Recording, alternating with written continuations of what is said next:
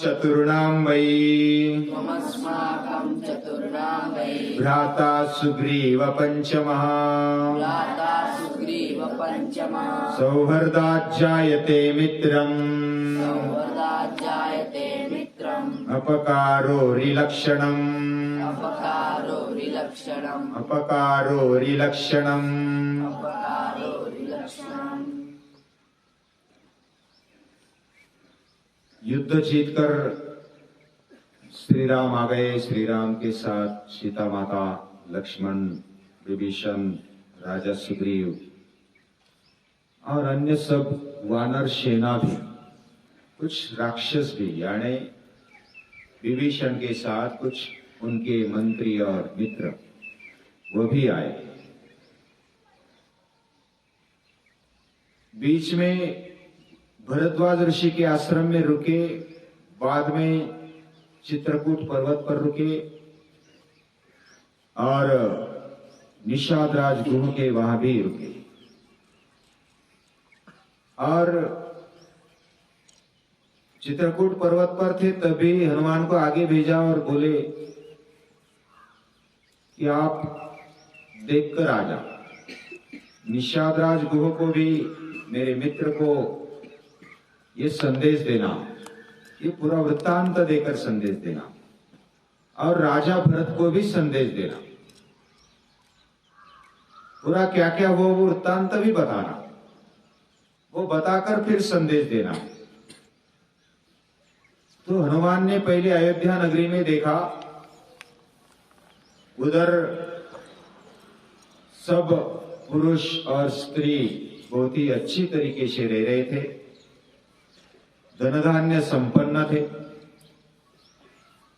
और उधर भरत नहीं दिखे तो नंदीग्राम में, यानी उधर से एक कोस दूर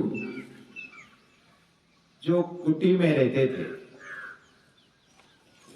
झोपड़ी में रहते, और वनवासी, तापसी और नियमबद्ध जीवन वो जीते थे। उनके चेहरे पर ब्रह्म तेज दिखाई देता। ऐसे भरत को देखकर वे नीचे आते हैं और नतमस्तक हो जाते हैं उनके सामने और पूरा वृत्तांत बताते। बताने पर भरत बहुत ही हर्षित हो जाते, आनंदित हो जाते। उसके कारण वो जमीन पर गिर जाते हैं, मूर्छित हो जाते हैं थोड़ी देर। कभी कभी ज्यादा दुख हुआ तो भी ऐसी परिस्थिति आती है, और ज्यादा हर्ष हुआ तो भी ऐसी परिस्थिति आती है, और फिर संवर गए। और पहले तो बहुत आनंद हुआ, लेकिन बीच में मन में एक शंका आ गई, कोई भी वानर ऐसा अलग रूप लेकर कोई फंसा भी सकता है हमें, तो ऐसा तो नहीं कि अभी हमें तो कोई कोलाहल दिखाई नहीं दे रहा, वानर सेना आ रही, आप बोल रहे, और पुष्पक विमान भी है, विभीषण भी है, सुग्रीव भी है, सब होते हुए कुछ दिखाई नहीं दे रहा, कुछ आहट भी नहीं सुनाई दे रही। ये आप सत्य बोल रहे? भरत पूछ रहे हैं हनुमान। तो हनुमान बोलते हैं सत्य है। अभी वानर सेना तो इतने लंबे आ गए तो भूख लग गई, वह जंगल में चले गए, थोड़ा उनके लिए समय चाहिए था तो वो नीचे उतर गए जंगल में खाने के लिए कुछ फल फूल पत्तियां, और उसके कारण थोड़ा लेट हो रहे हैं। लेकिन अभी देखो वानरों की आवाज आ रही है, और वो देखो पुष्पक विमान भी आ गया, और उसमें बैठे हुए विभीषण, सुग्रीव, बाकी जो भी है वो आ रहे। तो भरत ने सचमुच देखा और वो और हर्षित हो गए और आनंदित हो गए, और विमान नीचे उतरते ही वो दौड़ पड़े। बाकी लोग संदेश मिलते ही तैयारी करने लगे, राम को आने के लिए जो स्वागत की तैयारी। तो भरत राजा दौड़ पड़े, राम नीचे उतरने के पहले ही वो विमान पर चढ़ गया और नमस्कार किया। गले मिले। उनकी नजर, उनका चेहरा, ये बहुत ही एक विलोभनीय और स्नेह से भरपूर ऐसा भरत का चेहरा। और पहले तो नमस्कार किया, गले मिल गए, और फिर एक एक को नमस्कार करते। फिर विभीषण को नमस्कार करते हुए बोलते हैं कि आपने बहुत ही अच्छा सहकार्य किया, उसके कारण इतनी बड़ी विजय श्री राम को मिली। और फिर सुग्रीव के पास जाते हैं, आपने अच्छी मित्रता निभाई, बहुत ही सहकार्य किया, और इसके कारण श्री राम का यश और दुगुना तिगुना हो गया। और आप तो इतने घनिष्ठ है, इतने प्रिय है। त्वमस्माकं चतुर्णाम वै, हम चारों भाई जिस प्रकार रह रहे, आप भी उसमें पांचवें, भ्राता सुग्रीव पंचमः। किसी मित्र को ये उपाधि देना, ये बहुत बड़ी बात है। सुग्रीव को ये उपाधि मिली, मित्र यानी जी जान देने वाला मित्र। अंत में भी जब लक्ष्मण और श्री राम शरीर में प्रवेश करते, तब सुग्रीव भी जिंदा नहीं रहते, वह भी उनके पीछे अपने प्राणों को बलिदान दे देते, प्राण न्यौछावर कर देते। और इस प्रकार बोलते हुए वो बोलते हैं, भरत बोलते हैं सुग्रीव को, सौवर्दात जायते मित्रम, यानी आपके सौहार्द से, स्नेह पूर्वक उपकार करने से आप मित्र बन गए हैं और पांचवें भाई बन गए। यानी भाई जितना ही प्रेम, और अपकारो रिलक्षणम, आपने उपकार किए हम पर, और इसलिए आप पांचवें भाई हैं। और अपकारो अरिलक्षणम, अपकार ये अरिलक्षण यानी शत्रु का लक्षण, अपकार करना। तो इस प्रकार बोलते बोलते वह फिर बताते भरत, ये जो राज्य ना आपको जाने के बाद आपकी पादुका इधर रखी, और पादुका आगे रख करके मैंने ये राज्य संभाला। इसमें ये आपकी धरोहर है, आपका ही दिया हुआ, उसमें धन धान्य संपन्नता और जो भी ये आपका राज्य, उसमें 10 गुनी बढ़ोतरी हो गई। और ये आपकी धरोहर मैं आपको सौंपता, ये अयोध्या को, अयोध्या पूरे राज्य को आपको सौंपता, मैं आपको लौटा देता हूं। ये मेरा है ही नहीं, आपकी धरोहर है। और इसमें राज्य का खजाना, कोठार, घर, सेना, ये सब कुछ 10 गुना बढ़ गई है। और वो आपके प्यार से, आपके स्नेह के कारण, आपके प्रताप के कारण ये सारी वस्तुएं पहले से 10 गुना बढ़ गई है। ये आपका ही प्रताप है। यानी इतनी निस्वार्थता से भरत अपने श्री राम, अपने बड़े भाई को बोलते।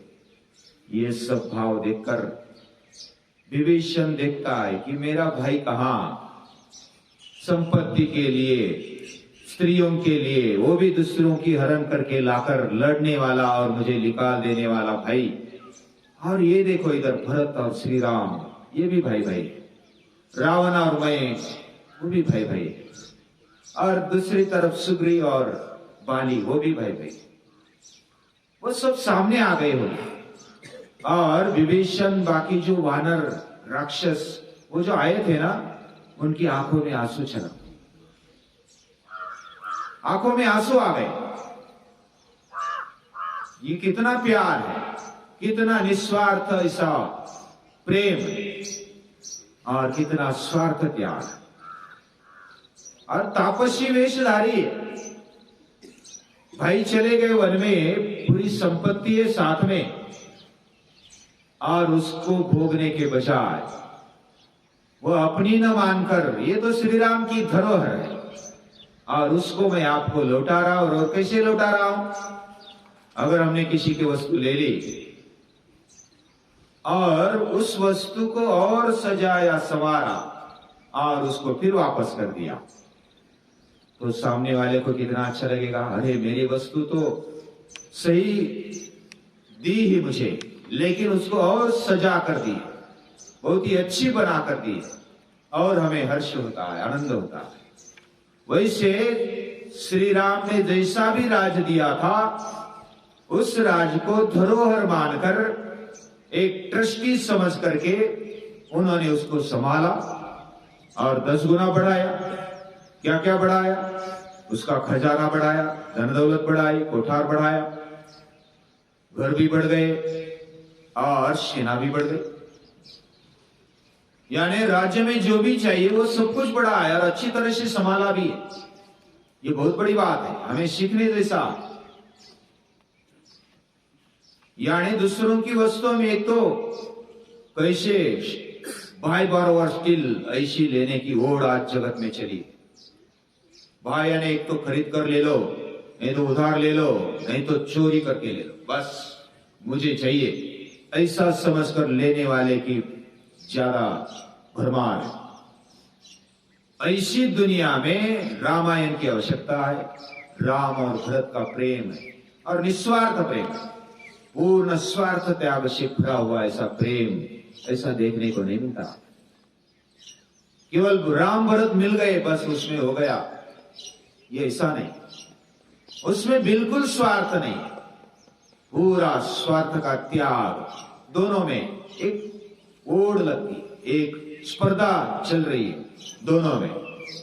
और इतने दिन हो गए, इतने साल हो गए, 14 साल तक राज्य के समीप रहे, संपत्ति के समीप रहे, पूरे शासन करते रहे, उनकी आज्ञा में सब कुछ चलता था अयोध्या में।